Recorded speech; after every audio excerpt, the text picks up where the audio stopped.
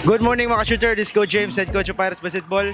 We have here the winning team, the Haplag Knights for 13 under category with our best player, defensive player, and head coach. Okay, idol, full name o tagasa. Axel Lampusan, taga Malitbog, Southern Leyte.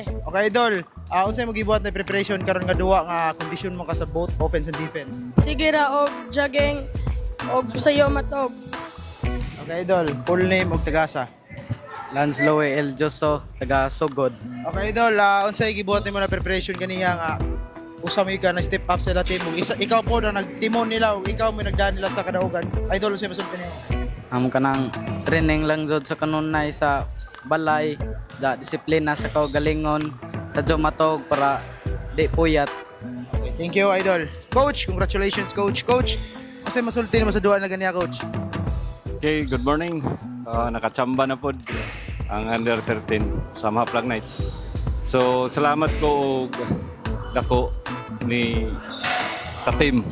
Kaya nagtabangay niya medyo may wake gamay ang depensa pero na-recover gyapon. Kay nang-score man si Lance.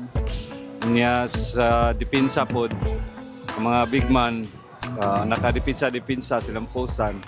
So, mao nang nakakuan gyud mi, nakadaog mi ring adlaw. Thank you. Okay, coach, kasi nga nato pasalamatan na i-shout out. Salamat dai ko sa mga una sa tanan, sa mga parents na supportive kayo. O sa mga bata nga maminaw pud usahay. So, salamat sa Ginoo nga tagaan po mi kadaogan sa under 13 karon. So, sa tanan nga taga Haplag, salamat sa inyong mga prayers o sa inyong suporta labi na sa among mga opisyalis sa lungsod. Thank you. Thank you, coach. Kinsa nga nato i-shout out yung pasalamatan, idol. Shoutout ko sa akong nanay nga gisugdan kog duwa og ni yade nga ning suporta na ho. Og shoutout ko sa mga amigo sa Malitbog og sa San Vicente. Shoutout ko sa mama ug papa dra nga nagtan-aw sa Sugod. Da shoutout po ko sa mga igsoon. Shoutout ko sa mga kauban dra sa Concepcion nga sila Ben Samaco, Francis Quinyo ug si Johan Ramiso. Okay, maulan tatanong ko, sure. This is Coach James, your courtside reporter. Peace. Ha ha ha!